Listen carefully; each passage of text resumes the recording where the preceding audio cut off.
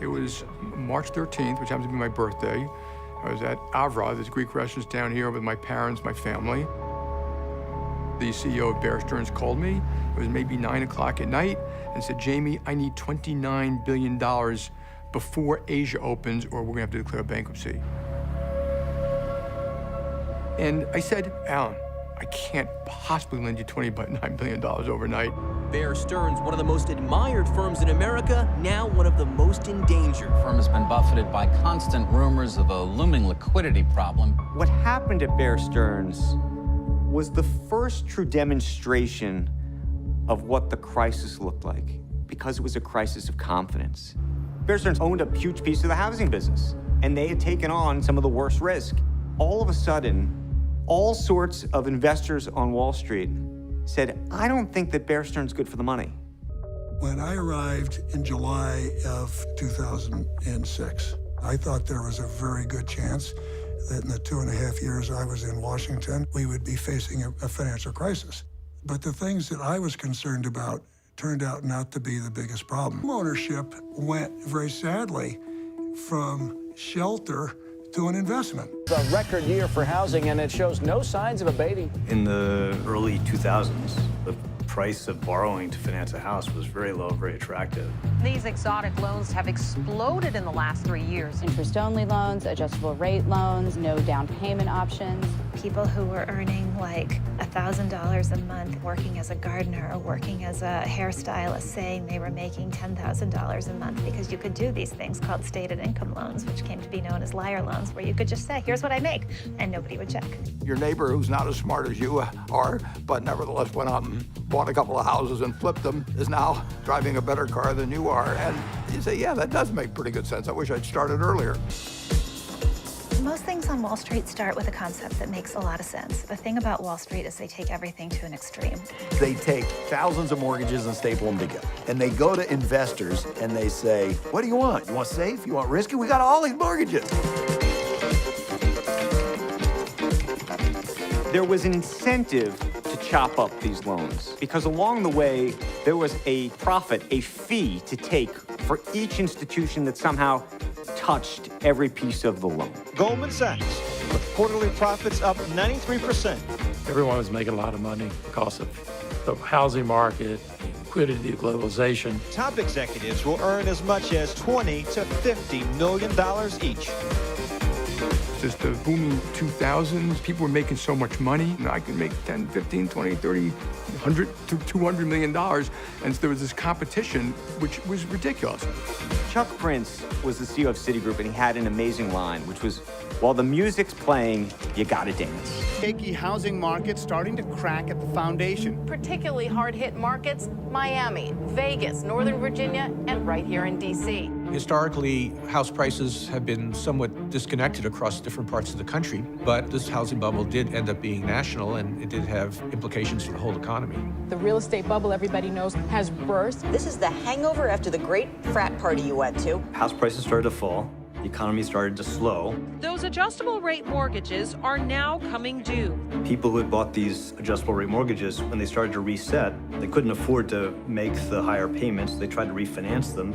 Their house prices declined in value, so they couldn't refinance them. Foreclosures are up over 1,000%. Some people start defaulting on their mortgage payments. And now that begins to ripple through. It was very, very bad.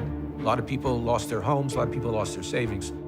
Those falling home prices are like an infection now spreading throughout the U.S. economy. The system's not designed to function in an environment where house prices are going down. Today, Bear Stearns stock dropped nearly 50%, a loss of $3 billion. The rapid change in Bear Stearns over the past 48 hours, it reintroduces anxieties about what's not known. The complete lack of confidence in Bear Stearns, a run on the bank. The Fed's job is to prevent a catastrophe. Hank came in and said, Bear Stearns is failing, and we got to do something about it. And my first reaction was, why? They made bad investments, Hank. And sadly, the people that invested in Bear Stearns, and sadly, those who worked for Bear Stearns are going to have to pay the price of working for an entity that made bad investment. He said, you don't understand. If they fail, it's going to affect the international financial system. I had some of the smartest people in America couldn't explain to me what some of these instruments meant. And it's just like inventing more and more product in order to achieve higher and higher returns. And we're taking bigger and bigger risks. Congress had given the Fed this emergency tool that you could use in extreme crisis to lend to an institution that was not a bank.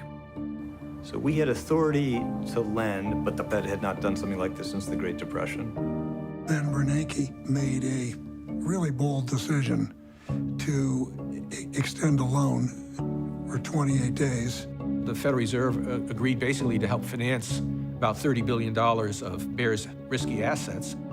This was the first important intervention that we did, and it was a tough call. I was unhappy about it. You know, I was a free marketer. I told people that, you know, and firmly believed it, and still do, by the way. But Hank is a persuasive guy, and I trusted him. Then what became apparent was a loan that was permissible for the Fed to make. No way was it going to stop an investment bank from disintegrating. And fortunately, JPMorgan was a buyer. Really risky thing buying a big investment bank. It was a house on fire. It was collapsing. Hank and Tim were, I want you to buy it. You want to buy it. You should buy it. I said, we'll do anything we can to help. I can't be irresponsible to JPMorgan. I can't end up being a teetering giant after this. At one point on Sunday, I called up Hank and said, hey, Hank, we can't do it. It's a bridge too far. And then we started working on, well, what could you do to do it? Which is why we had this idea, well, if the Fed could finance this $30 billion, we can handle the rest of it. Bear Stearns has a bag, let's say, of garbage. Let's just say it's trash. And nobody wants to buy all of Bear Stearns and the trash. Jamie Dimon says, I'll buy Bear Stearns, but you guys are gonna have to share the trash with me. You, Tim Geithner and Ben Bernanke and Hank Paulson, you gotta take the trash out. It would be like Fox bailing out NBC. JPMorgan Chase joins the Federal Reserve in a frantic attempt to rescue Bear Stearns. That was very controversial because that was, in essence, the first proto-bailout. People woke up on Monday and thought that it was the heist of the century. People thought Jamie had stolen Bear, and people thought that Hank had basically given away the store by taking on $30 billion of terrible crapola.